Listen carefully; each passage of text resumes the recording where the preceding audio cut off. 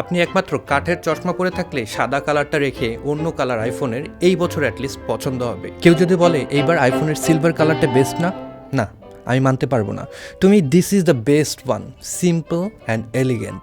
2 দিন ব্যবহার করার পর এই হলো আমার ছোট্ট রিভিউ। প্রথমত 16 Pro Max থেকে 17 Pro Max হাতে নিলে পরেই পরিবর্তনটা আপনারা মূলত বুঝতে পারবেন। এইবার গ্রিপটা একদম পারফেক্ট করা হয়েছে, রাউন্ডেড এজ থাকার কারণে অসাধারণ একটা ফিল পাবেন যখন এটাকে হাতে নেবেন, খুবই আরাম লাগবে হাতে।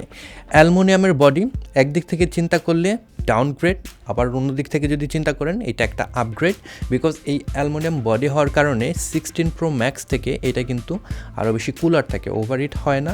স্পেশালি লং টার্ম আমি যখন ব্যবহার করেছি আমার 16 Pro Max-এর মতন এইটা ওইভাবে গরম হতো না। এইবার 17 Pro Max-এ ফ্রন্ট ক্যামেরা আগের থেকে বেটার, স্কোয়ার সেন্সর এবং সেন্টার স্টেজ পাচ্ছি আমরা এইবার আইফোনের সাথে।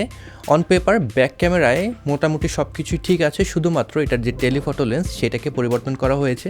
12 মেগাপিক্সেলের জায়গায় এখন 48 মেগাপিক্সেলের টেলিফটো লেন্স আমরা পাচ্ছি।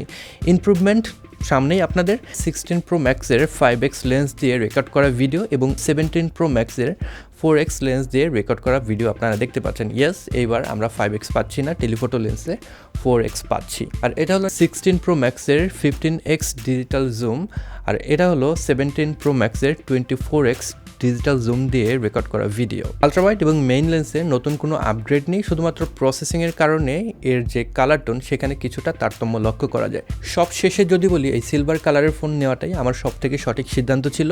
অনলাইনে দেখলাম বাকি 2 কালার নিয়ে অনেকেই স্ক্র্যাচ কিংবা কালার ফেড নিয়ে অভিযোগ করেছে, তাই ভাবলাম ঝুঁকি নেব না, সাদা কালারেরটাই নেব। And look at this, it's look good isn't it?